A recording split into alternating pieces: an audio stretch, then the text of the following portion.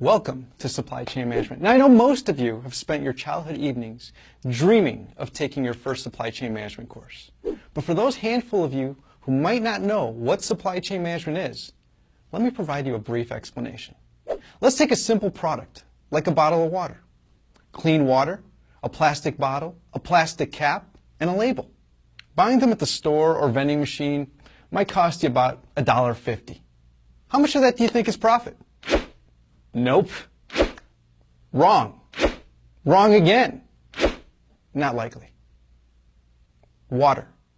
A plastic bottle and a label. That couldn't cost more than 50 cents. And if you buy them in bulk, how could each bottle not give you at least $1 in profit? Seriously. If you think you can make $1 per bottle, you should drop out of college right now and get into the bottled water business.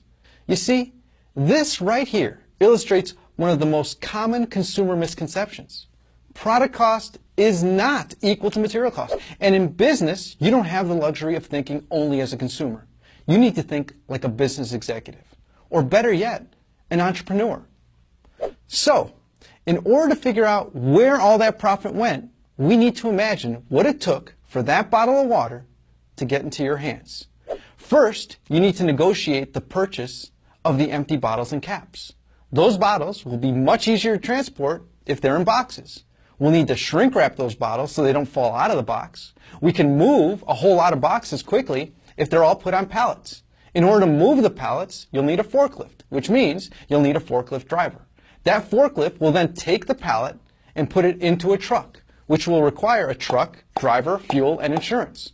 Also, you'll need a label for that bottle of water. Therefore, you need to design the label, print the label, and get the label shipped to the plant. Another truck, driver, more fuel, and insurance. Our water bottling plant won't be free, and neither will the energy it uses.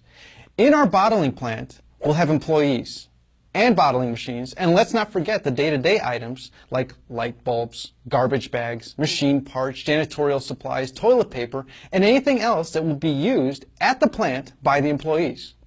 Oh yeah, and we'll also need access to the drinking water.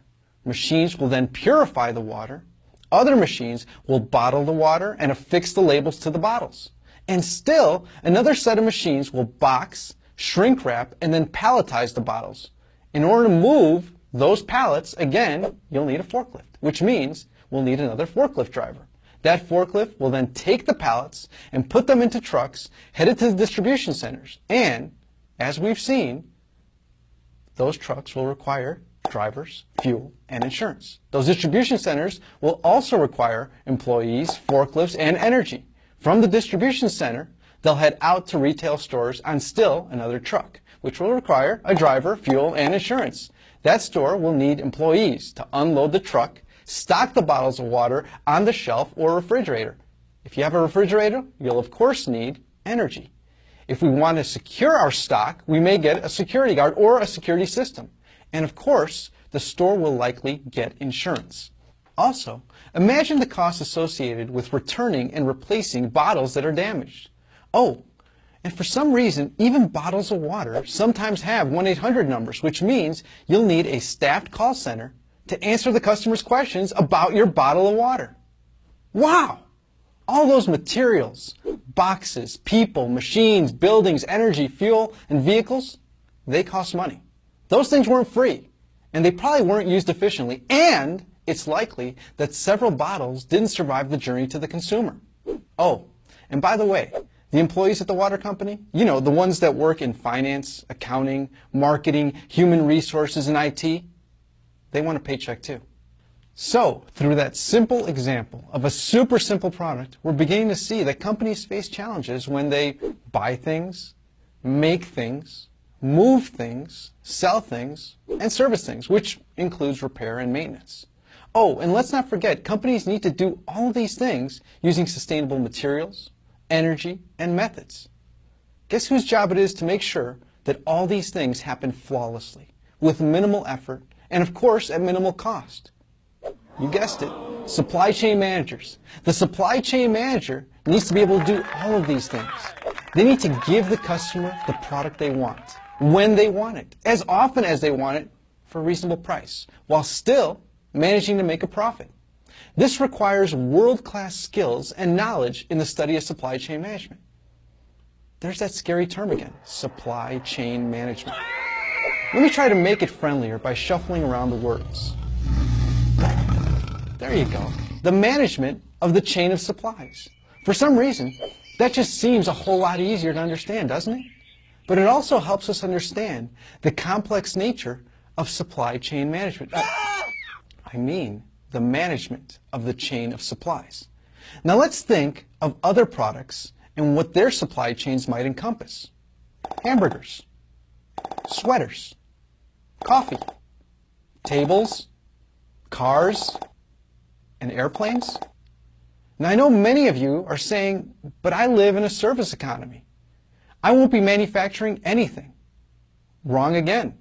As of 2008, the U.S. was still the #1 exporter of manufactured goods. Okay, maybe not for long. So let's talk about service economy supply chains. Let's think of something you're probably familiar with, the hotel industry. What do hotels manufacture? Lodging experiences, dining experiences, spa experiences, which altogether make up vacation and conference experiences. In order to do all these things effectively and efficiently, what's required? Hotels need to buy things like beds, furniture, televisions, cable, food, soaps, towels. They also make things, or in this case, manufacture services, like housekeeping, meals, massages, and special events. Hotels also move things, like transporting clean towels and food to and from the rooms, as well as transporting guests and their luggage to and from the airport. They even sell things, like in-room movies, internet services, and tickets to events. And finally, they also provide services, such as making reservations, organizing events, making wake-up calls, and even cleaning and pressing clothes. Once again, we see that the fundamental skills learned in supply chain management can be used to manufacture service experiences as much as they aid in manufacturing products.